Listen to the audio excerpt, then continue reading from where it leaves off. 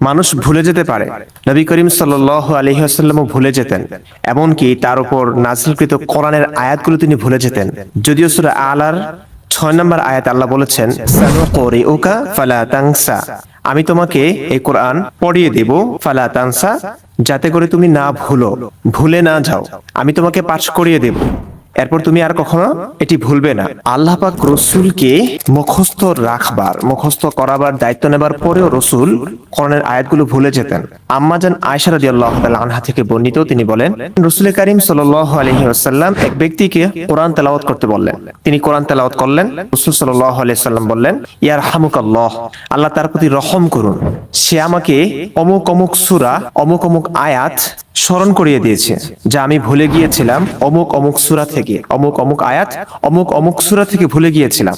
কোনটা কোন সূরার আয়াত, কোনটা কি আয়াত, আল্লাহ রাসূল পুরোপুরি বিস্তৃত হয়ে গিয়েছিলেন, ভুলে গিয়েছিলেন। যখন সাহাবী তার সামনে পাঠ করলেন, তখন তার মনে পড়ল, ও হা, আচ্ছা আচ্ছা, এটা তো কোরআনের ওই আয়াত। অর্থাৎ আল্লাহ রসুল সাল্লাল্লাহু আলাইহি ওয়াসাল্লাম, যার উপর কোরআন অবতীর্ণ হয়েছে, যে আল্লাহ সুবহানাহু ওয়া তাআলা তার মাধ্যমে মুখস্থ করাবার দায়িত্ব নিয়েছিলেন, সানুকরিউকা ফালা তানসা, আমি তোমাকে পড়িয়ে দেব, আল্লাহ পড়িয়ে দিতেন জিবরাইলের মাধ্যমে। তারপরেও রাসূল কারীম সাল্লাল্লাহু আলাইহি ওয়াসাল্লাম ভুলে যেতেন কোরআনের আয়াত। অবশ্যই এটি আচ্ছা, আপনারা এখান থেকে তার অভিযোগটা শুনে নিয়েছেন যে আল্লাহ সুবহানাহু ওয়া তাআলা কোরআনের সূরা আল 6 নম্বর আয়াতে বলে দিয়েছেন যে ফালা তানসা, আপনাকে আমি পড়িয়ে দেব, অতএব আপনি আর ভুলবেন না, মানে কোরআন ভুলবেন না। অথচ আল্লাহ নবী মুহাম্মদ সাল্লাল্লাহু আলাইহি ওয়াসাল্লাম তিনি ভুলে গিয়েছেন। তাহলে কেমন ব্যাপারটা হয়ে গেল না? আসলে নাস্তিকরা, আসলে আমি আগে বলেছি, এদের মধ্যে কোনো সততা নেই, তারা অর্ধেক বলে অর্ধেক বলে না। চলেন আমি আবার কোরআনের সেই আয়াতটাই আপনাকে নিয়ে যাই এবং আপনার সকলে খুলে দেখে নেন এদের হাস্যকর দাবিগুলো। চলেন আমি আপনাকে কোরআনের সেই আয়াতের কাছে আমি নিয়ে চলে আসছি। এক মিনিট, হ্যাঁ চলে আসছি। দেখেন আমরা এখানে দেখি এখানে কি আছে। দেখেন সূরা আলার 87 নম্বর সূরা 6 নম্বর আয়াত, দেখেন কি বলছে। আচ্ছা আচ্ছা, এই আয়াত, দুটো আয়াত দেখেন।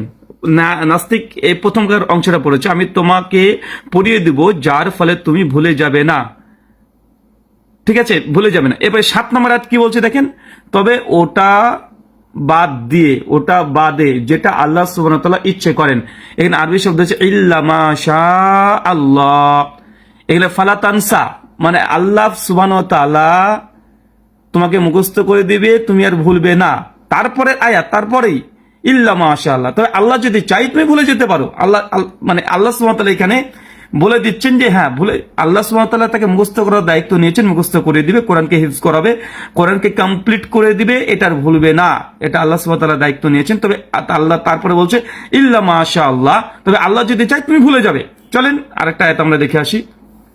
এই হচ্ছে সূরা কাহাফ আয়াত নম্বর 23। আল্লাহ সুবহানাহু ওয়া তাআলা কি বলছেন, আল্লাহ ইচ্ছে করলে বলা ছাড়া যদি তুমি তুমি ভুলে যাও, তোমার প্রতিপালককে স্মরণ করো আর বলো, আশা করে আমার প্রতিপালক আমাকে এর চেয়েও সত্য নিকটবর্তী। মানে এখানে আল্লাহ সুবহানাহু ওয়া তাআলা বলছেন পরিষ্কারভাবে সূরা কাহাফের 23 নম্বর আয়াতে যে তুমি বলো না যে আগামীকাল আমি এই কাজটা করব, বরং বলো। তো মুমিনদের একটি বৈশিষ্ট্য যে মুমিনরা কোনো কাজ নিজের বরত্ব প্রকাশ করে না। এখানে দেখেন আরেকটা আয়াত আপনাকে আমি নিয়ে আসছি, তারপরে আলোচনা করছি। আল্লাহ এখানে কি বলছেন, সূরা বাকারা 106 নম্বর আয়াত, আমি কোনো আয়াত রহিত করলে কিংবা ভুলিয়ে দিলে, মানে আল্লাহ নবীকে বলছেন যে নবী, আমি যদি কোনো আয়াতকে রহিত করি অথবা আপনাকে কোনো আয়াত আমি ভুলিয়ে দিই, মানে আল্লাহর সঙ্গে ভুলিয়ে দেন, এটা আল্লাহ কোরআন মাজিদে জানাচ্ছেন। তার মানে নাস্তিকের যে অভিযোগ যে আল্লাহ সুবহানাহু ওয়া তাআলা কোরআন মাজিদে প্রথমে কি বললেন যে ফালা তানসা, আপনি ভুলবেন না, কিন্তু পরের আয়াতকে তিনি এই অংশটিকে বাদ দিয়েছেন ইল্লা মাশাআল্লাহ, তবে আল্লাহ যদি চাই আপনি ভুলে যেতে পারেন। যেটা সূরা বাকারা 106 নম্বর আয়াতে আল্লাহ বলছেন যে কিংবা আমি আপনাকে ভুলে দিলে এর চেয়ে নতুন বা সমপরিমাণ আমি আয়াত নিয়ে আসি। দেখেন আল্লাহ নবী স্বয়ং তিনি যে একজন মানুষ ছিলেন, এটা তার প্রমাণ। আমরা মুহাম্মদ সাল্লাল্লাহু আলাইহি ওয়াসাল্লামকে কোনো ফেরেশতা মনে করি না, কোন আমরা উপাস্য দেবতা মনে করি না, তিনি একজন মানুষ ছিলেন, তিনি বাশার ছিলেন, এটাই প্রমাণ। দেখেন আল্লাহ নবী একদিন জোহরের সালাত আদায় করেছিলেন, তিনি 4 রাকাতে যে 5 রাকাত পড়ে ফেলেছেন। স্যার বললেন, ইয়া রাসূলুল্লাহ, নামাজের মধ্যে কিছু বাড়তি কমতি হয়েছে? আল্লাহ নবী বললেন, না কিছু তো হয়নি। তখন বললেন যে আপনি তো আজকে নামাজ তো 5 রাকাত পড়িয়েছেন। তখন আল্লাহ নবী কি বলছেন দেখেন, তোমরা যেমন ভুল করে থাকো, আমিও তোমাদের মতোই ভুলে যাই, আমি কোনো সময় ভুলে গেলে তোমরা আমাকে স্মরণ করিয়ে দেবে। সে বুখারীর 401 নম্বর হাদিস। তো সম্মানিত দর্শক মন্ডলী, এখান থেকে যা মানে আপনাকে আমি বুঝালাম, আগে দলিলগুলো প্রমাণ করে দেখিয়ে দিলাম। প্রথমে নাস্তিক যে সূরা আলা 6 নম্বর আয়াতে বলেছে ফালা তানসা, আল্লাহ সুবহানাহু ওয়া তাআলা তাকে পড়িয়ে দিবেন কিন্তু তিনি আর ভুলবেন না। পরের অংশ ইল্লা মাশাআল্লাহ, নাস্তিক হজম করে ফেলেছে, কারণ এটুক না করলে নাস্তিকদের যে অসততা এটা প্রমাণ করতে পারবে না। শাইখুল ইসলাম ইবনে তাইমিয়া রাহিমাহুল্লাহ বলেছেন, এই জন্যই তিনি বলতেন যে বিরোধীরা ইসলামকে অ্যাটাক করার জন্য যে জায়গাতেই দলিল তারা বের করে ওইখানে তার জবাব মজুদ আছে। আলহামদুলিল্লাহ, সূরা আল্লাহ 7 নম্বর আয়াতে আল্লাহ জানিয়েছেন যদি আমি চাই আপনি ভুলে যাবেন, এবং আল্লাহ নবী তিনি ভুলে গেছেন, এটা মানুষের ফিতরাত হিসাবে। এবং মুহাম্মদ সাল্লাল্লাহু আলাইহি ওয়াসাল্লাম নিজেই স্বীকার করেছেন সেবুকের 401 নম্বর হাদিস যে তোমরা যখন ভুলে যাও আমি তখন ভুলে যাই। হ্যাঁ, তখন এখন ওই হাদিস যেটা এই নাস্তিক আপনাদের সামনে নিয়ে এসেছে কোন অংশটুক যে দেখেন যে আল্লাহ রাসূলের সামনে যে সাহাবী কোরআন পাঠ করছিলেন তখন নবী বললেন যে ইয়া রাহমাকুল্লাহ, তোমার প্রতি শান্তি বর্ষিত হোক, রহম হোক, যে আমি এই কোরআনের এই আয়াতগুলো আমি ভুলে গেছিলাম। তো এটা দিয়ে তার মানে বোঝাচ্ছে যে আল্লাহ নবী স্বয়ং তিনি নিজে কোরআন ভুলে যেতেন, নিজে।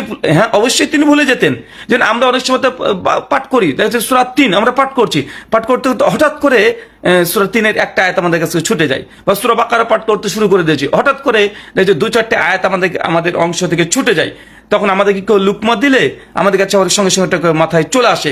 এই বিস্মৃত হওয়া মানে এটা একদম ডিলিট ফরম্যাট হয়ে যায় না, যে একদম মানে আজকে সূরা বাকারা পড়লাম, ঠিকঠাক পড়লাম, 4টে রুকু পড়ে দিলাম নামাজে, কালকে আবার পড়তে যাচ্ছি, দেখা যাচ্ছে হঠাৎ করে 2-3টে আয়াতে আমি মানে জাম্পিং করে গিয়েছি।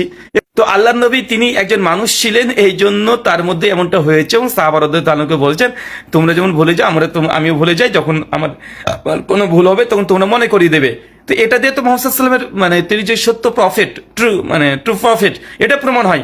তিনি যদি কোনো প্রতারক হতেন তিনি এই কথাটা বলতেন না, তিনি বলতেন না যে আমি কোনো ভুল করি না। যেন অনেক মানুষ আছে না আমি কোনো ভুল করি না, যে ভুল করে ফেলে ওই ভুলটাকে ঠিক প্রমাণ করার জন্য যুক্তি তথ্য প্রমাণ অপব্যাখ্যা তিনি করতে থাকেন। তো সম্মানিত দর্শক মন্ডলী, এই সমস্ত কথা থেকে প্রমাণিত হলো আল্লাহ নবী আলাইহিস সালাম তিনি কোরআন ভুলে যেতেন, এটা মানুষের ফিতরাত হিসাবে। কিন্তু কোরআন যে যখন ভুলে গিয়েছে, আল্লাহ অনেক জিনিস ভুলে গিয়েছে, কিন্তু শরীয়তের ব্যাপারে যখন হয়েছে আল্লাহ সুবহানাহু ওয়া তাআলা ওহী করে সঙ্গে সঙ্গে জানিয়ে দিয়েছেন যে না ব্যাপারটা এমন হবে।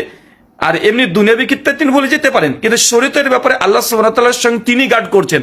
যখন তিনি কোনো কিছু ভুলে গেছেন তিনি সঙ্গে সঙ্গে তাকে শুদ্ধ করে দিয়েছেন। যেমন কোরআনের এই আয়াতগুলো সাহাবী পড়ছিলেন, নবী ভুলে গিয়েছিলেন, কিন্তু আল্লাহ সুবহানাহু ওয়া তাআলা ওই সাহাবীর মাধ্যমে নবীকে স্মরণ করে দিলেন। এবং কোরআন মাজিদ প্রিজার্ভড, এটা সম্পূর্ণ সূরা সহিহুল বুখারী 2010 নম্বর 11 নম্বর হাদিসে মজুদ আছে। আল্লাহ নবী ইন্তেকালের বছরে 10ম হিজরিতে ফেরেশতা জিবরিল এসে আল্লাহ নবীকে 2বার কোরআন মাজিদ কমপ্লিট পড়িয়ে শুনিয়েছেন, এবং আল্লাহ নবীও শুনিয়েছেন। তাই কোনো কিছু ভুলে গেলে আল্লাহ সুবহানাহু ওয়া তাআলা স্বয়ং আছেন, জিবরিল আলাইহিস সালাম তিনি আছেন, আল্লাহ সুবহানাহু ওয়া তাআলা সে দায়িত্ব নিয়েছেন যে আমি আপনাকে মুখস্থ করিয়ে দেব। এবং কোরআন ইন্না নাহনু নাযালনা যিকরা ওয়া ইন্না লাহু লাহাফিজুন, এই কোরআনকে আমি অবতীর্ণ করেছি, এর সংরক্ষণের দায়িত্ব আমার। নবী ভুলে যাবে আল্লাহ আবার মুখস্থ করিয়ে দিবে, নবী যদি বিস্মিত হয়ে যায় আল্লাহ সুবহানাহু ওয়া তাআলা আবার নতুন করে জানিয়ে দিবে। সেটা আল্লাহ সুবহানাহু ওয়া তাআলার সঙ্গে জিবরিলের মাধ্যমে হোক, কোন সাহাবীর মাধ্যমে হোক, যে কোনো পদ্ধতি অবলম্বন করে আল্লাহ জানিয়ে দিবেন। মৃত্যুর আগে আল্লাহ নবী আলাইহিস সালামের পরে কমপ্লিট কোরআনকে প্রিজার্ভ সংরক্ষণ করেছেন। আলহামদুলিল্লাহ। সম্মানিত দর্শক মণ্ডলী, নাস্তিকদের অভিযোগ এখানে ডিস্ট্রয় হয়ে যায়, ইল্লা মাশাআল্লাহ এই শব্দটাকে নাস্তিকরা হজম করেছে, এটা তাদের অসততা।